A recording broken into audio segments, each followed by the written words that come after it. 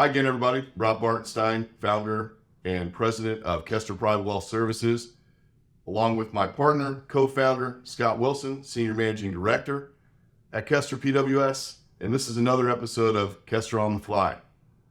Today, we're joined by Andy Wilkins and Glen Turner at Eagle Harbor Advisors. We are in somewhat sunny South Florida, where it is currently 45 degrees and windy. So as usual, we find a way to pick unique times to arrive in people's offices. We always joke with the guys up in Melbourne that every time we go there, there's a plague of some sort. And there have been red tides, love bugs. Florida's always interesting. Never a dull moment. Never. You guys always bring a unique spin. Thank you. Thank you for that. And you guys are 1 month off of a 4-year anniversary of being independent. Hard to believe. Time flies, right? Yes, it does.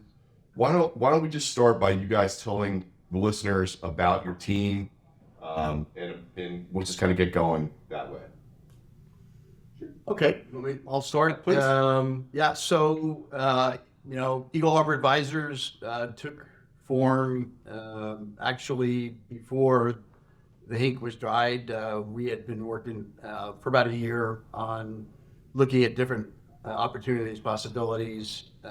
Andy and I had been working together for about 2.5 years at Merrill before that, and had been successful in taking my fairly mature practice and growing it. Andy, obviously, the young blood, and brings new ideas and a different view. So Eagle Harbor Advisors was really about this concept that we had.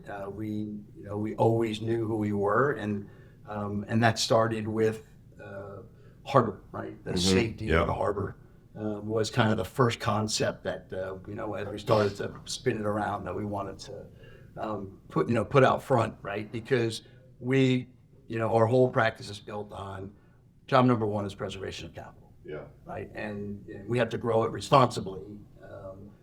And that message, I had found for years before, is always well received, with especially, significant assets, significant assets. So that was the first part, the harbor, and then the Eagles part. Andy chimed in on, and I immediately glommed onto it because it works for both of us. He's from Philly and a big Eagles fan. Go Eagles! Yeah. I've got from both Boston College, really Eagles, and of course my time at American Airlines, which we'll maybe touch on. But so we knew who we were, and that was the birth of Eagle Harbor Advisors, and we knew initially who we were and what we wanted to do. We just knew that we had to find a different environment to do it. So we started that process. So tell us about that. I mean, I guess we can talk about the former firm, Merrill Lynch. Merrill was not going to let you guys be Eagle Harbor Advisors, right? So I'm sure that by itself wasn't the genesis of wanting to go independent. But tell us about that, and when you guys decided to make a change. What made you decide that you wanted to make a change? And then I want to talk a little bit about the due diligence process that you went through, and I think that might be helpful for people that listen. So, well, first off, happy Veterans Day to veterans here. So just before we get started with everything, thank you both for your service. It's my pleasure. Truly appreciate it. It's an honor. And in that process, where we were kind of locked in, and we still call it the bank, Merrill Lynch, Bank of America. We always say, we used to be at the bank. And I think that's a great term to use because we were very confined. We almost were trapped in the vault. We were locked into a very specific mindset, and also the abilities of what you can do for your clients. Right. And we just grew tiresome of that. We wanted to make a decision that was not based upon just hey, who's going to write a big check for us? Yeah. That we could have found bigger checks elsewhere. We wanted to find a place where we knew we would serve our clients better, more holistically, and would give us an opportunity to practice our business the way we knew we could. Grow it responsibly, build it out to an organization that we knew we had a dream of but we just could not do so in the confines of what the Merrill Lynch Bank of America model was doing for us. And now that you're independent, you guys, it's so weird. Like, you over there? You're crushing it. I mean, I was just going to mention, I mean, we all grew up at Merrill Lynch, and Merrill, they've got a great platform. We all would agree that it's really built all of our foundations. But I think when we first met, you wanted something more, specifically on the retirement planning side. You wanted to expand that platform and not be beholden to a whole host of people out in the field that were part of that process. If it was banking, if it was other aspects of financial planning, and I think we all bonded on that because we could relate to what you were going through. That helped me. I mean, when we first met, I could tell that you wanted more and you wanted to expand. We're open-minded. I think that's what our goal is here, is to help you accomplish what you want to do. So share with us a little bit about that vision too, because I always felt like that's what has driven you to double your business in such short fashion. Yeah. That's what's impressive to us, is the growth. And just a quick point on that, in no way were we bad-mouthing Merrill Lynch. It gave me an opportunity to get started in my career in the advisory business, coming from a wholesaling prior. So I had nothing but respect for everything Merrill Lynch did for me to get started. I think we all agree on that. Yeah, but the evolution of where you go in your career was taking a very different path. So I was very happy with that. But on the options, which Glen can touch on here, is how much broader independence can do for you when it comes to the choices you can make and the services you can provide. And well, you hit it right on the head, Scott. We wanted to be able to do what we're doing now, and we just couldn't. It was not possible, right? It wasn't possible for us to brand ourselves, message, and deliver the services that we can deliver now, because we have free choice everywhere, right? From from the software that you're using for planning, all the way down to your client management system, right? You choose yourself, and those choices have enabled us to get much better at what we do, and we deliver that to clients. We knew what we wanted to be, right? We just needed the right fit, and that's where you guys came in. I remember the first lunch we had together at Max's in Meisner, and we were looking at probably 2 or 3. We went through a very pretty defined due diligence process. Every single opportunity, we narrowed it down to, I think, 3 in the end, right? And we did pro formas and spreadsheets on each opportunity, but most importantly, it was the fit that we found with Kestra, which was different than what we found everywhere else. It was the only platform that we felt that we could be completely unshackled and do exactly what we wanted to do. We manage assets ourselves in-house. We've got gear as the CFA, which I think you need to have, but and that was also almost not possible. So yeah. I know Andy could probably take it from his perspective too, what the changes were. Well, as I came in, Merrill's all I knew in terms of how an environment will work, but you start talking around, you do your due diligence, due care, and discuss with people and outside of this, and it was pretty apparent with some of the other folks who were with private wealth services that we were interviewing, just how happy they were. And they'd come from similar environments, be it UBS, Morgan Stanley. And then my time at Merrill too, I was also spent a good deal of time right directly in their banking branches. So getting the full experience in the trenches on that retail side with folks. Yeah. And you could just see this is what Bank of America Merrill Lynch knew. That was their model. And they were happy with their model. But we knew with the evolving nature of where our business is going and the evolving nature of the best way to service clients, you can't have the tunnel vision. You can't just do it one way. So I want to jump in on that one issue about the client relationship, because for us, that was the beginning of this entire thing, right? We saw firms sort of peeling away from the advisor-client relationship and how central that used to be to everything. And then it started to become sort of like a spreadsheet exercise, share wallet, you know what I mean, all that kind of stuff. And so that was at the core of what we were trying to do when we started this business. How has being independent changed your relationship with your clients? I would say on our respect, it's just strengthened the pillar that we've always done. And the reason we had what I would believe is a pretty massively successful transition when we made the move, bringing over 90% of our clients within 6 months, is because we always stuck by our guns. Yeah. And that was your expertise, accountability, and we care very deeply about our clients.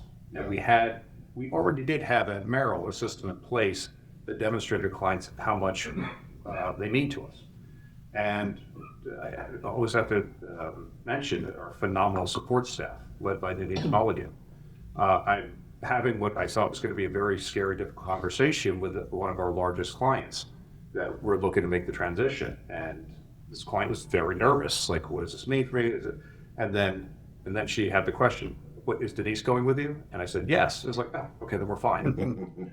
That happens a lot. And that, but that I think goes to show how, as an entire team, an organization, that we work very closely together and we build that respect through the accountability, through the deep caring that we do for our clients. So the relations, we feel, very strong. And that's why the transition ended up being as successful as it was. And then as we kind of got out of the vault and we were able to see the full world there, lo and behold, clients seem to have more assets we didn't know about. It's really interesting. I think the most common statement that clients would make to us is, "What took you so long?" Yeah. And that kind of shocked us. Nobody believes us when we talk about that before they leave, but it's one of the most common things that we hear, from clients to advisors. What took you so long? Yeah. We had dinner last night. Rob and I walked away from dinner and seeing the team and everybody smiling. The relationship we have, we built this thing because we want you to be clients of ours, right? We were over having to mandate certain activities, but you had to do every day at Merrill or Morgan, where it might be. We love that you're a client, but seeing your team with Denise and Lisa and the whole group, I will tell you, it was fun to see them smile and laugh and talk about the business in a way that's fun again. Yep. And not that it's stressful. When we're in the office, this office is gorgeous here in Boca, but I can just tell the environment is different than when we manage at a wirehouse. People are openly laughing and talking about business, and your clients are coming in, and they seem to be more relaxed in a much different sort of relationship than you had before. Do you find that's the case with that? Clients, they totally feel the fact that we're not just relaxed, but we're energized and focused, right? And they know now, it's really hard, for anybody that's considering the move. It's a very difficult decision, but look at the numbers, trust them, and as long as you have good relationships with your clients, that's not going to be an issue. And that's so consistent, it would be one thing if that was an anomaly, where you guys just crushed it and brought 90% of your assets, but it happens all the time. And that's one of those things, it's like, it's hard for people to hear us say that when they're sitting in their, still at Merrill, they're like, yeah, you're just saying that, But it is true, and it does happen consistently, which is amazing. And the reason for that is you guys have the relationship with the clients. The clients are with you. They're not with Merrill. They're with you. They trust you. And when you come to them and say, "I think this is a better mousetrap, and here's why," they want to hear that, and they're gonna. There's I think one really important point from one perspective that I'll bring up, and that's the custodian. When it came down, we were looking at opportunities at LPL. We were looking at opportunities at Raymond James. Fidelity and NFS was a huge piece for us. Yeah. And it proved to be 100% right, because one of the first questions after they make the comment, what took you so long was, okay, well, who's going to be holding the money? And when we tell them it's Fidelity, NFS, it just completely relaxes. I believe it was my father who said, what the hell is LPL? and that was a very common theme with a lot of folks that sometimes, we're in the business. I know exactly who they are. Yeah. But for folks outside of it, there is still that comfort of the brand name, of the Coca-Cola, of the General Motors, of the Fidelity, that does provide a comfort for folks. And we've been thrilled with the partnership that they provided. And that happens with a lot of people with Kestra. I mean, we're not a brand name, but the beauty is Fidelity is a brand name that people can trust. Frankly, most people don't really even understand what it's really not Custodian about is. us. They're like, but in the reality of it, we are here to service you and be the middle office and provide a platform and compliance so that your clients are safe. And, custodians take care of all the inner workings of all the money and making sure that the statements go out and all the things are in place. So it's important. And I think the relationship with your custodian and your REA and your broker dealer together really make that trifecta work and give you comfort. And that's where you guys hit it.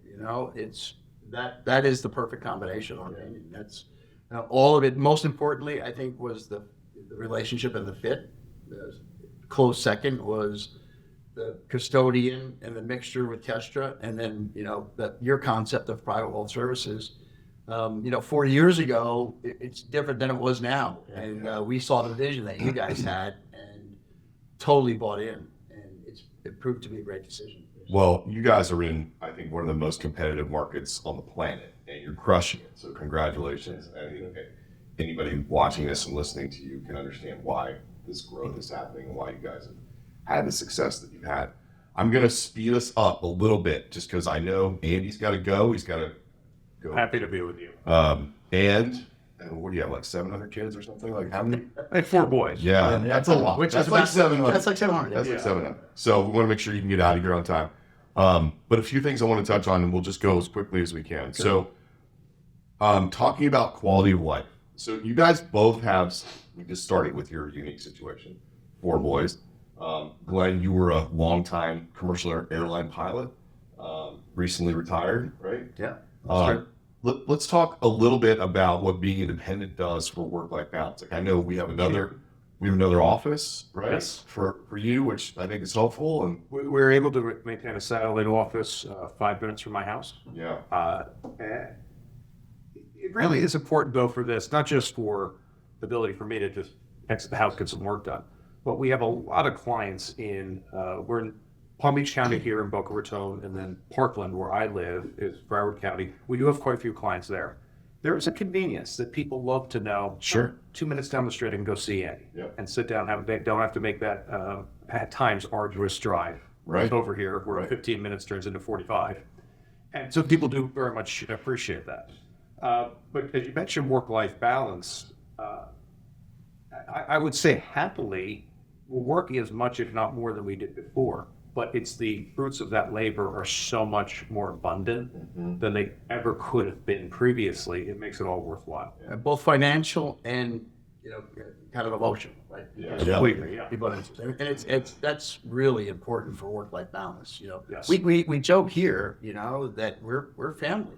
When we do our dinners, and we have the picture of the team, it's our second family, and we spend more time here than we do at home. Right. So, and that's really important to that chemistry. And everybody here, this is interesting. I think everybody here, Alicia, Denise, Joe, and G, everybody came from Maryland. And so and it's because, we had those relationships there, and they're watching us, and, obviously we're able to go and get quality people and take them to a much more relaxed environment. Yeah. So And we found, when we started this thing, the goal was to be flexible and have choice. We didn't really realize how this would play out, that people would want multiple locations for this situation. But 25% of our teams now have 2 locations. Another third are going to go after a third location. And in multiple states where they have relationships, making it easy for the clientele, like you said, Andy, to get here. Good parking, outside of suburbia where traditionally some of these bigger firms are. So we are enjoying to see that develop. And then when you add other advisors, they also want to make it easy and have work-life balance and go coach their kids at night and run into the office on Saturday morning and make it easy. So that is really surprisingly turned out to be part of the model. We're coming up on time, so we're getting the hook. I want to ask you guys. I'm sorry to interrupt, but I want to ask you guys a couple of real quick questions. These are really quick ones. Fire away. Okay.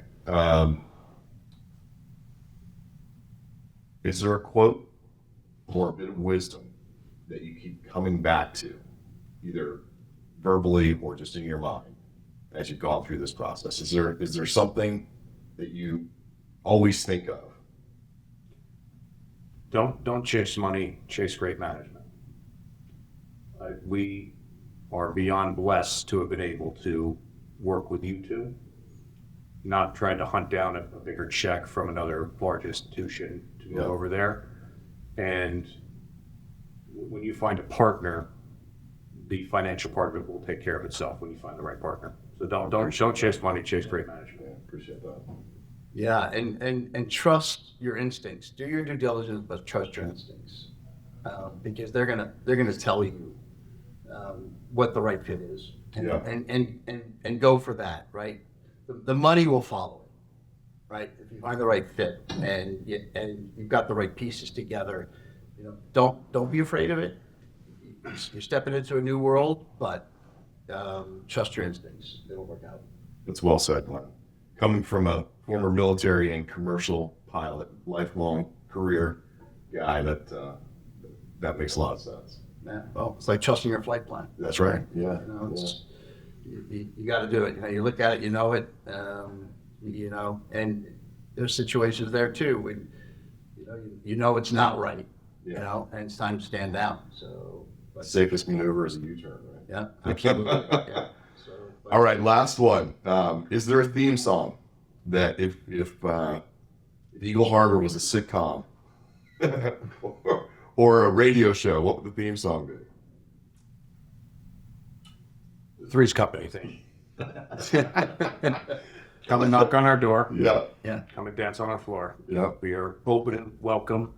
We are happy to be of service to our clients. It is truly, as a professional, but just also the meaning this career has given me of touching somebody's life in one of the most important ways they can. And to see that joy and happiness on them when things go right or when their plan is going as we had established it for them. That means a lot. So yeah, it's a Three's Company thing. Bring a little bit of joy in the world. I can't cap that. I can't either. I think that's probably a great place to leave it. And you put us on the spot on that one. I know, sorry. Sorry. Guys, thanks for the hospitality. We really appreciate it. It's great to be here and spend time. As Scott said, dinner last night was fantastic. The team is totally dialed and engaged, and you can feel the energy here. It's great. Thanks for letting us come in and spend some time with you. We really appreciate it. Thank you so much. Yeah, well done. Appreciate both of you. Appreciate it. All right, so that'll do it. Another episode of Kestra on the Fly. This is Rob Bartenstein from Boca with Scott Wilson and the guys at Eagle Harbor signing off. We'll see you next time.